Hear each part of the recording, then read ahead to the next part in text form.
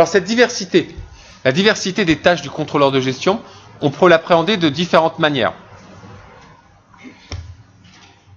Une de ses grosses activités, c'est faire de la prévision budgétaire. Ça, c'est un peu le cœur de métier du contrôleur de gestion. Il fait de la prévision budgétaire. Ça consiste à prévoir l'activité future, savoir où on va, parce que gérer, c'est anticiper les problèmes, anticiper leurs conséquences financières.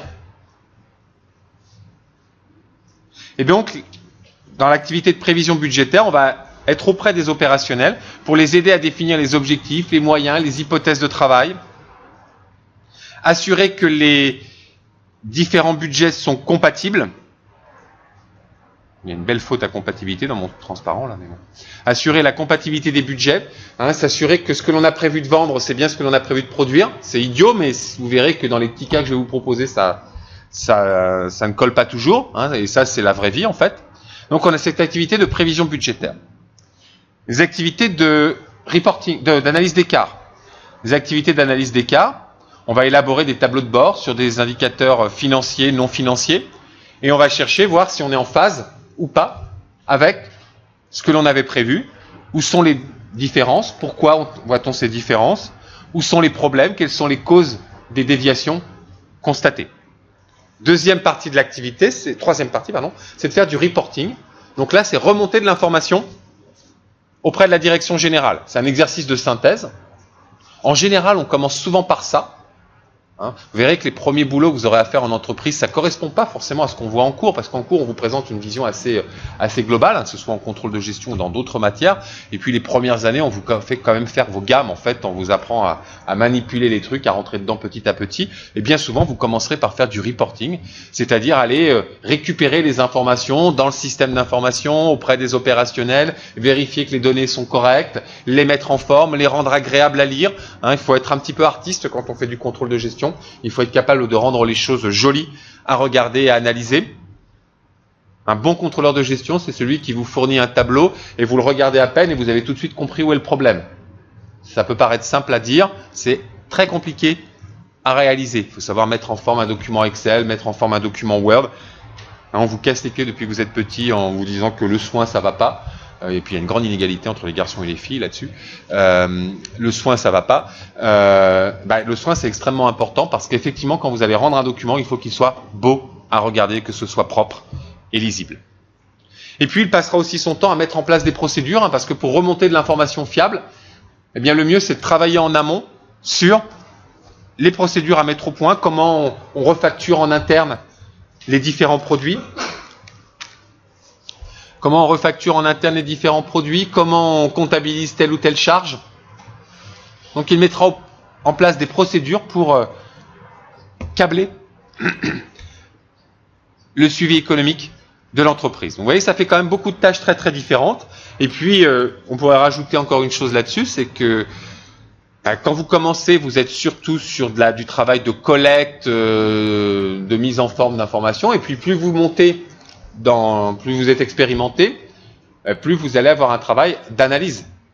Alors pour faire de l'analyse, il faut savoir d'où viennent les chiffres. Ça, j'y reviendrai souvent. Faire de l'analyse, on ne peut pas faire de l'analyse si on ne sait pas d'où viennent les chiffres. Sinon, ces chiffres n'ont pas de sens. Donc il faut savoir d'où viennent les chiffres, comment ils ont été faits. Il faut connaître le cœur du réacteur. Sinon, on portera des analyses qui sont souvent mauvaises et déconnectées de la réalité. Donc il faut connaître le cœur du réacteur. C'est pour ça qu'on vous fait travailler d'abord au départ sur des choses très concrètes. Et puis, plus ça va aller, plus vous allez vous orienter vers des choses stratégiques où il y aura de l'analyse, de la réflexion, du conseil vers les opérationnels. Puis ça dépendra de vous aussi. Il y en a, a priori on peut imaginer que ce n'est pas le cas des étudiants de Dauphine, mais il y en a qui dépasseront jamais le cadre de la simple mise en forme technique parce que ils n'ont pas les compétences pour ça. Et puis d'autres qui auront tout de suite de l'entre-gens, de la capacité à interagir avec les autres, à expliquer clairement, à faire sentir où sont les problèmes et qu'on mettra rapidement sur des fonctions d'analyse des chiffres. Sur les tâches du contrôleur, il y a des tâches qui sont en recul et puis des tâches qui sont nouvelles ou en progression. Alors dans les tâches qui sont en recul, en fait ce sont essentiellement des tâches que l'on peut automatiser. Ce sont essentiellement des tâches que l'on peut automatiser. Par exemple, vous avez appris en comptabilité à enregistrer, à faire des écritures. D'accord ? Des écritures pour l'instant très simples. Vous allez progresser, vous allez encore faire un petit peu de comptabilité. C'est important, hein, la comptabilité. Il faut savoir que dans les grandes entreprises aujourd'hui, la grande majorité des écritures sont passées automatiquement par un ordinateur. Il n'y a pas quelqu'un derrière qui est en train de passer ces écritures d'achat, de vente, etc. Les opérations sont automatisées et l'écriture va se générer toute seule. Donc ici, on a automatisé un boulot ingrat. Hein. Dans les petites entreprises, on ne peut pas faire ça. Il n'y a pas la masse critique pour le faire. Donc il y a toujours un expert comptable ou un aide expert comptable, pas l'expert comptable lui-même, mais un aide expert comptable qui passe l'écriture. Mais dans les grandes entreprises, vous avez, tout est automatisé. Quand vous faites des achats, il y a une correspondance entre le fournisseur et l'acheteur, et l'écriture est passée automatiquement. Quand vous achetez en ligne aujourd'hui un produit, 9 fois sur 10, ça génère, sans que vous en rendiez compte derrière, une écriture comptable.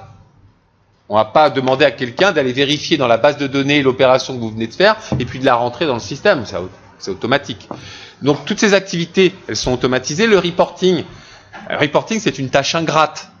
C'est chiant de faire du reporting. Il faut vérifier les données, c'est répétitif, tous les mois ça revient. Tous les mois, si c'est la même erreur qui revient, un vrai feignant, il travaille un peu plus pour éviter que cette erreur revienne le mois suivant, parce qu'il aura gagné du temps pour le faire autre chose. Donc, tous les problèmes que vous rencontrez au quotidien, vous allez essayer de les automatiser, de les résoudre une fois pour toutes, d'essayer de mettre en place des procédures de façon à ce que ça ne se reproduise pas. Vous allez mettre en place des systèmes d'information où les gens iront directement reprendre l'information dans le système et elle remontera dans les autres systèmes d'information. Vous allez les interconnecter. Donc il y a tout un tas de tâches qui sont des activités qui sont plutôt en recul. Je dis plutôt en recul parce que là aussi la situation est très différente selon les entreprises. Je vois parfois des choses horribles. Je vous raconte une anecdote pour montrer parfois le diable se cache dans les détails. Il paraît qu'on a un coût du travail trop important en France. Je vais en donner une illustration parce qu'il ne se situe pas parfois où on l'imagine. Cet été, j'ai interviewé des gens qui sont des polytechniciens, centraliens, école des mines, qui sont des chefs de projet dans une grande entreprise française, une très très grande entreprise française. Et en fait, leur problème, c'est qu'ils ont trop de reporting. Ils ont beaucoup trop de reporting. Ils gèrent des projets qui font 200, 300 millions d'euros. Vous voyez, c'est quand même, commence à être des gros zinzins qui engagent l'avenir de l'entreprise. C'est hautement stratégique. Ils ont été choisis là parce qu'on leur a expliqué qu'ils étaient juste très bons. Et ils ont un problème de reporting. Alors, quand on les rencontre, ils vous disent, on me demande de rentrer une première fois les chiffres. Ça, je comprends.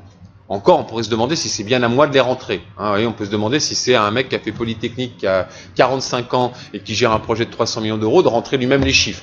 Bon, passons. Mais surtout, après on me demande de les rentrer sous une autre forme, et puis sous une troisième forme, voire sous une quatrième forme. Vous imaginez la perte de temps? En fait, ici, sur 4 saisies, il y en a 3 qui sont inutiles. Il y en a 3 qui sont inutiles et qui consomment une ressource extrêmement coûteuse, qui est cet ingénieur. Et il y en a un qui, avec beaucoup d'humour, m'a dit... les gens, ils avaient beaucoup d'humour, parce que soit on pleure dans ces cas-là, soit on a de l'humour. Donc il y en a un qui m'a dit, si on a trop de reporting, c'est qu'on a trop de chefs. Hein, c'est intéressant, ça. Bah oui, parce qu'un chef, il a besoin de reporting, en fait. Hein, c'est le client interne, donc il a besoin de reporting. Un chef sans reporting, c'est comme un chevalier sans armure, quoi. Il peut rien faire. Donc, bon, il a peut-être de trop. Il y en a un qui m'a dit... le seul reporting vraiment pertinent, c'est le reporting qui est demandé par le client externe, en fait. On travaille pour des clients externes, ils nous demandent où sont nos projets, ça c'est pertinent.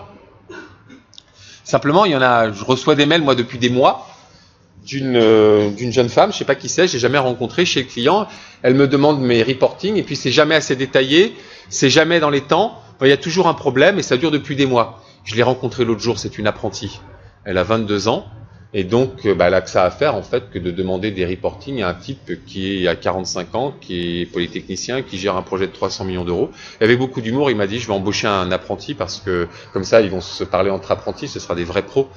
Et après, je comprends que le coût du travail soit trop élevé en France. Vous voyez, ici, il y a plein d'exemples, on va reparler, il y a un excellent exemple de coût d'opportunité, un concept qui vous posera problème.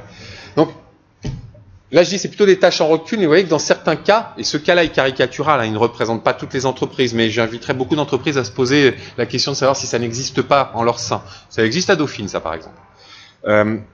Ces tâches sont en recul, mais parfois la situation n'est pas si claire que ça. Et puis il y a des nouvelles tâches qui sont plus nobles. C'est notamment le travail d'analyse, de conseil.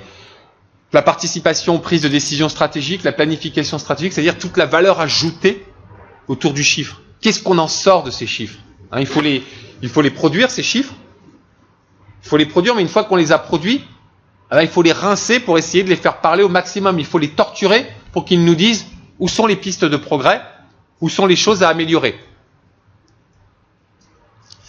Bien souvent, le problème c'est que les gens sont fatigués après les tâches en recul. Ici, ça leur a pompé tellement de leur temps et de leur énergie qu'ils ont relativement peu de temps pour s'occuper de ça, alors que la vraie valeur ajoutée, elle est ici. Elle est ici, et c'est dans ce travail de contact que vous aurez. Là, vous voyez, la fois dernière, j'ai expliqué qu'il y avait dans le mot contrôle, il y avait deux sens, vérification et maîtrise. Ici, on est vraiment dans la vérification, ici, on est dans la maîtrise. Et c'est ça la partie à valeur ajoutée, en fait, du contrôle. Encore faut-il s'en être donné les moyens et pas tomber dans un système bureaucratique. Il faut s'en être donné les moyens et faut-il en avoir les compétences. Tout le monde n'en a pas les compétences. Il y a des contrôleurs de gestion, ils préfèrent parler à leurs chaussures ou à leur fichier Excel que d'aller voir leurs collègues de bureau pour rentrer en dialogue avec eux. Et puis il y en a qui sont juste excellents dans ce travail-là. Vous les reconnaîtrez facilement en entreprise, ils sont jamais dans leur bureau.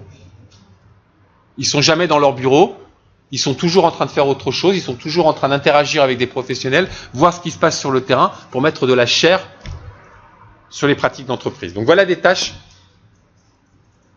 qui sont en train de monter.